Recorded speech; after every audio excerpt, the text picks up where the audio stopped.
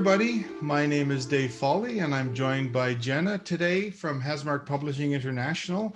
And our very special guest today is Kathleen Cameron, who's written a wonderful book called Becoming the One. So Kathleen, let's start with the title, Becoming the One. What is that all about? What does it mean? And really, who is this book written for? Oh, I love that. Thanks for having me, first of all. It's a pleasure to be here today. The book is actually a story about how I started to see myself as the one. And when I started to do that, what it did to my life. And so it's the story about how I took my life from a place where it was good. I had a good, normal life. Everything was going well, according to plan, with some bumps in the road and things like that. But I always had this desire for more. And so it's the story about how I decided to no longer live that normal life and to make a big, drastic change. And help people in different ways. And my life has been quantum leap upon quantum leap since, in a very fast time. So what I wanted to do with that book is I wanted to show the reader that they can too create such a drastic shift if they so desire in their life by simply changing the way they see themselves. And the one, what is that? Yeah, so in the intro in the book, I talk a little bit about it, but I changed my beliefs about myself and who I saw myself as. And when I was watching the movie The Matrix with my husband, he wanted me to watch it for years, and I just did not have any interest. And finally, just as I was writing this book, I said, fine, let's watch it. And, you know, the whole entire book, the whole entire movie is about, is Keanu Reeves, I can't remember what his character's name is, but is Keanu Reeves the one that's here to save the world or to save the human race or whatever it is? And so it's this back and forth. Yes, he is. No, he isn't. But at the very, very end of the movie, when he's about to be taken over, world's going to be over, he realizes in his own mind that he is the one.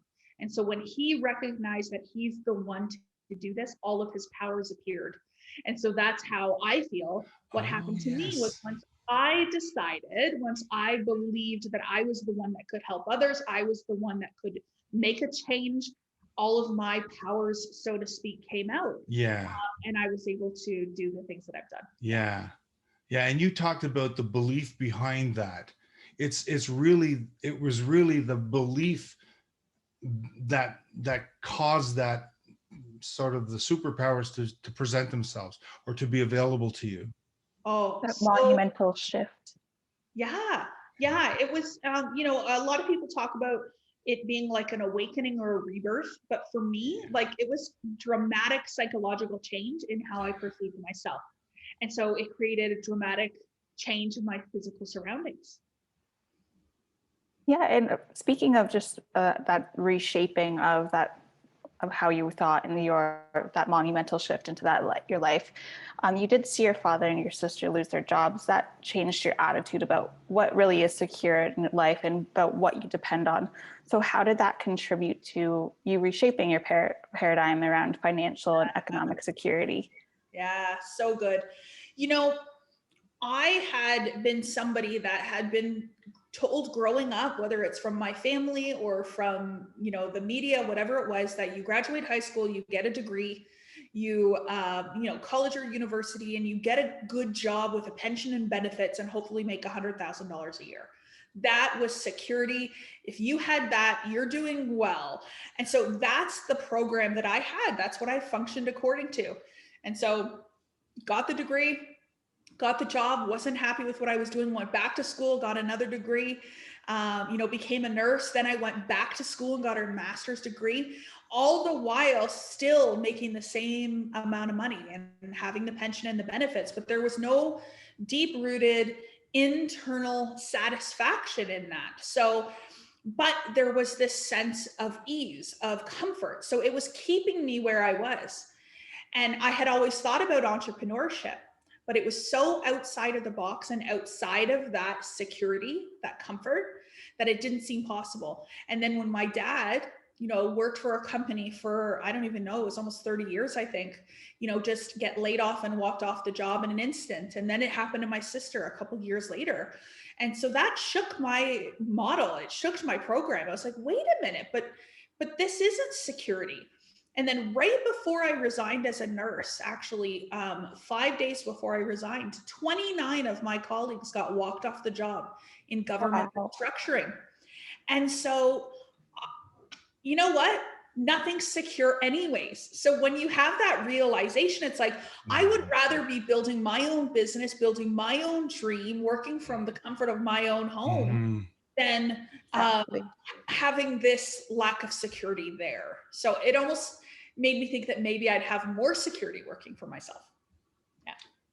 Yeah. It's kind of along the same lines where throughout your book, you're talking about, I heard, or I was always told to do it this way, but I didn't, or I always, you kind of rebelled against the system that way because you naturally or instinctively realized what those paradigms that other people were living, and then what you would say would be something like, I tried it this way, or I was told to do it this way, so I did it, but it didn't work for me until now.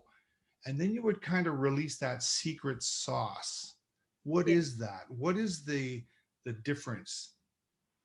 I think it's all the other times that I would do things according to the way I was told, I never fully understood it. I did it because that's the way it was. And there was no understanding behind it. There was no, yeah. We all do. So the belief wasn't there. There wasn't that energy behind it. So once I started to really study myself and my beliefs and my position in our world, and what I wanted to accomplish and all those things, I started to apply more meaning behind my beliefs, and I started to choose my beliefs. So then when I would do something, I was doing it because I believed it would work. Right. Because I believed it was the way. Yeah. And then the energy was right there for it. Exactly. Yeah. Because whatever you believe to be true, whatever you expect to happen is what will happen. Yes. But you have to have that underlying belief. And so that's why I think these things didn't work before us, because it was somebody else's belief. Yeah. I get that. Perfect. And speaking of beliefs, people used to say to you, I don't want to work as hard as you do, or how did you get so lucky? Like many people, you believe that success came either from hard work or simply being in the right place at the right time. So now, what do you believe success comes from? Oh gosh, it comes within me. It comes from within me. It comes from my own consciousness. And so some people struggle to understand what that is. But basically, it's what's deep rooted within my subconscious mind. It's what's been programmed in. It's the habits that I hold, and not just the habits in terms of like discipline or the ways I move my body, but it's the habitual thinking. It's the habitual emotions that I'm carrying around. It's the words that I use, and it's the behavior that I hold. So it all encompasses what ends up happening in my physical. So I understand now that the cause to my effect, so my effect is my physical world, it's the success or lack thereof.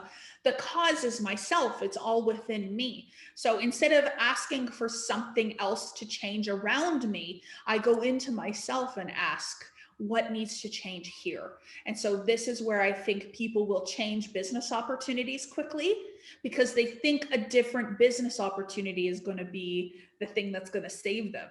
It's not. I now know that no matter my business opportunity, no matter what I do, I love that I will always be successful because I believe I am. But so many people look without instead of looking within. Yes. Yeah, they think it's external factors that are affecting them. And it's really, I think it was Gandhi that says, be the change that you want to see in the world. Mm-hmm. That's so awesome. I love it. I love it so much. Yeah. That's the biggest shift for me. One of your, when I was reading the book, there were so many wonderful lines that you had. And there's one I'm going to read right now. It hit me like a ton of bricks. I just don't want to talk about fear anymore. I don't want to talk about it. Because I do talk about it a lot, or I think about it a lot, and I feel like I'm creating that. And I guess the question sort of is, and even though I already know the answer, why wouldn't you want to talk about it? Well, it's an energy. It's an emotion. Yeah. And as I started to study it more and understand it more, I started to realize how normal it is, and how much it makes sense, because when you're feeling fearful to do something, it means that you're contemplating growth. You're contemplating doing something on a new frequency of vibration. Like if Yes. everything that you wanted to do was super simple and easy and never made you feel uncomfortable, then there's no growth in that. So that's part of it, is that the more we talk about fear, the more we experience fear.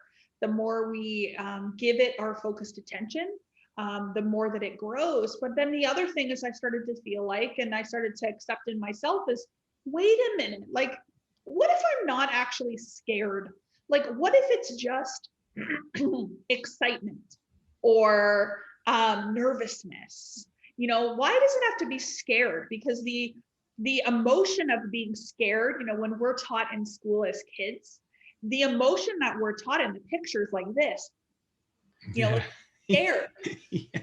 So when I think fear and scared, I think like jumping off a cliff into the lake. Yeah. I think riding your bike down a hill and feeling kind of out of control. But we now apply this feeling and this word fear to like starting a business, or going live on Facebook, or Yes. investing some money. And like, it's, none of these things are actually going to really impact you physically, more emotionally. So I just found myself, I just didn't even want to talk about it. If we give all of our focused attention to the opposite, which is faith, then all we are ever going to feel is faith. And then all we're ever going to do is act in faith. Wow. So that's why I, not only with fear, but with most things in my life now, I only focus on what I want. Yeah. Yeah. And when that's the whole point, is when you focus on what you don't want, or the fear, you're actually creating it too. Exactly what you're saying. So the energy is going to go where you direct it. So direct it at faith rather than the fear. Yeah. God, that's so deep. I I love absolutely agree. And it kind of reminds me of something that an old boss of mine used to say. He would say, get comfortable being uncomfortable. And it's not fear. It's just you not being in your comfort zone anymore. And that was you being comfortable as a nurse. And then you just had to stop doing that. You had to stop thinking that way. You had to make that change in your life. So I absolutely agree that you don't want to talk about it anymore, because that's not what it is. No. And we can use so many other words to describe things. Like, there's many people out there who are daredevils, who keep doing things because they love it. It's fun. It gives them an adrenaline rush. So I think, like, when it comes to fear, let's use it in that way. Let's use it in a way to measure like how much fun we're having, and that exhilarating rush to propel us forward, instead of something that we panic and get paralyzed. Yeah. I wanted to talk about another line that I read in your book, that I'm not too familiar with manifestation and too familiar with the different laws that we're all discussing, but this one really stood out. So I just had a question about it. And it was, you can't be unhappy with what you have and manifest what you want. Law of vibration proves this. So how does the law of vibration prove this? So good. So happiness is an energy. Sadness is a different energy. So if we think about that, then if you're saddened by your current life, you're in an energy of sadness. It's a low vibration. So what that means is you're going to attract to you more things to be sad about. So in order for you to attract wonderful, beautiful things in your life, you need to be in the same point of attraction. You need to be in a similar energy. So that's why, the most important thing for you to do right now is to identify, yes, I would love more things in my life. I would love more opportunities, better experiences. Maybe it's more money. I absolutely 100% desire that and I would like it. And then go into yourself and say, what do I love about my life right now? Because then you're coming from the energy and the vibration of gratitude and joy and love, and you're in a state of bliss. So then you're going to bring forth more of the things that you want to you. Some people do the opposite, and they want so badly for their life to change. They are so unhappy with what they currently have that there's this neediness or lack in desiring more. It's like, I need this to be different now. And so that energy is different. So you just need to switch to gratitude instead, and it will all come your way. Yeah.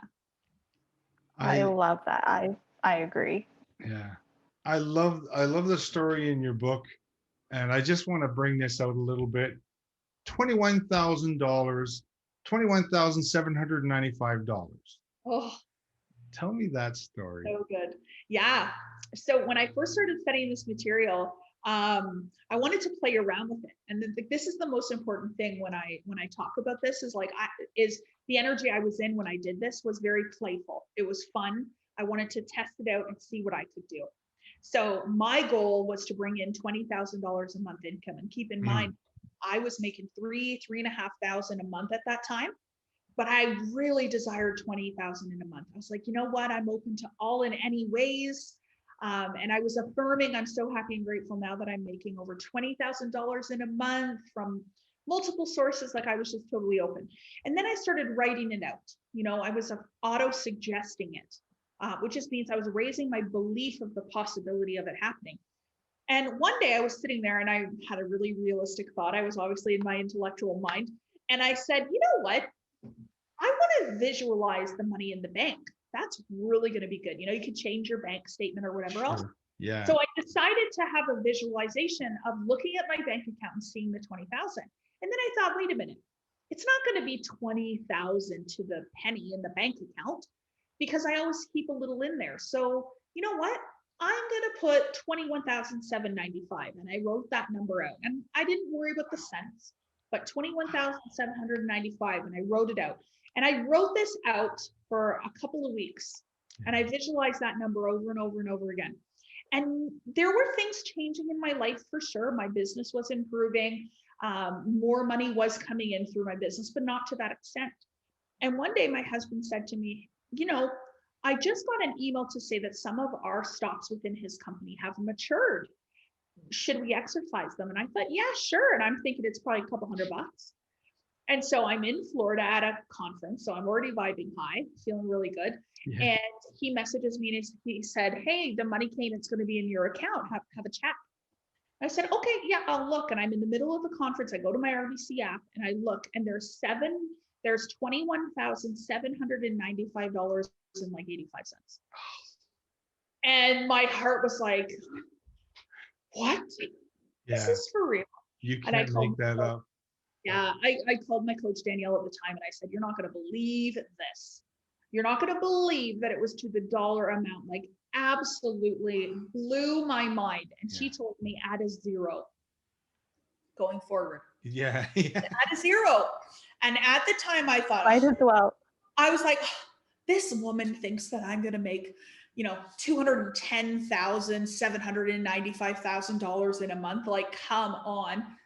I've done 4 times that in a month. Nice. And it was just because I kept believing it and I kept changing and seeing past what I'd ever seen or thought I could do before. Yeah. That is so absolutely awesome. Incredible. Yeah. I think that could make somebody that's a little bit of a skeptic even believe. That is. And I even have I screenshotted it. I have like the pages and pages that I was writing it out. Like it's really powerful. Just how much our thought energy can really, really create whatever you want. Yeah. Wow. I think that also with manifesting, a lot of people are like, I want this right now. And so there's a lot of the like time that brings those like skeptics in and things like that. But you did talk a lot about the irrelevance of time.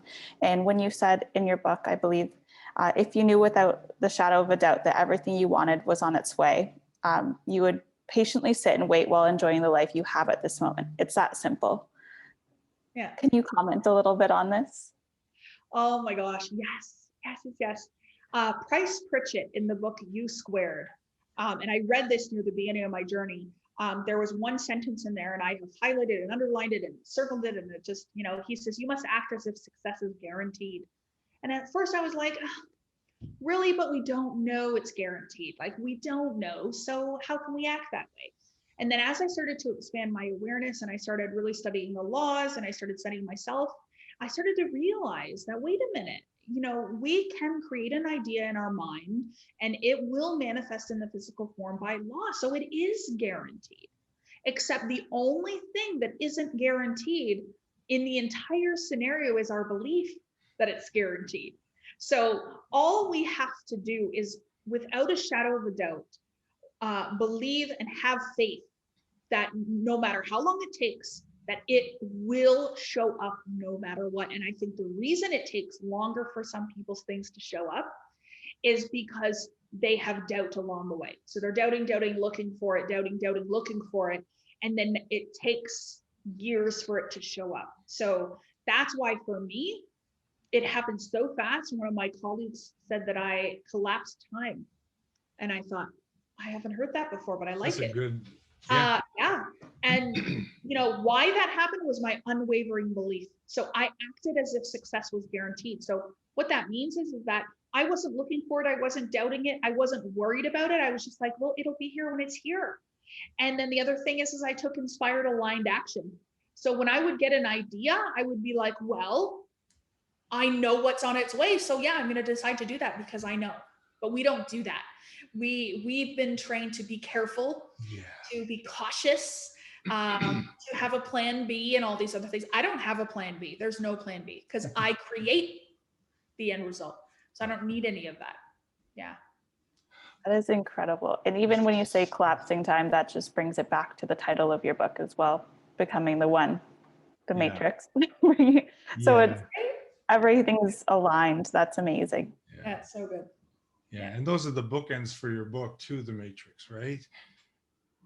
It is. Yeah, I talk about it at the beginning and the end. Yep.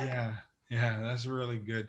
So I just want to wrap this up with telling people how they can get a hold of you or how they can learn more about you in the book. Yeah, so good. I'm on a few different social media platforms, of course. So my Instagram is Kathleen Cameron _ for my girls, which you'll hear about them in the book, my daughters. And then on Facebook, of course, is Kathleen Cameron. We actually are just totally redoing and rebranding YouTube. So there's going to be so much beautiful YouTube content. I just want to give everyone as much value and tools that I can through sharing my story so that you can implement it into your life. So YouTube, Kathleen Cameron as well. And then my actual company name, the website is the success network that I have created called Diamond Academy. So you can find us at diamondacademy.ca. Excellent. Thank you. Thank you so much for being with us and for speaking with us today. Anytime. I love the book and I'm so inspired by it, and it just left me wanting more for sure. Oh, that makes me so happy. There's going to be more for sure. I have no doubt. There has to be. There has to be. Awesome. All right. Amazing. Thanks for having me. Thank you very, very much.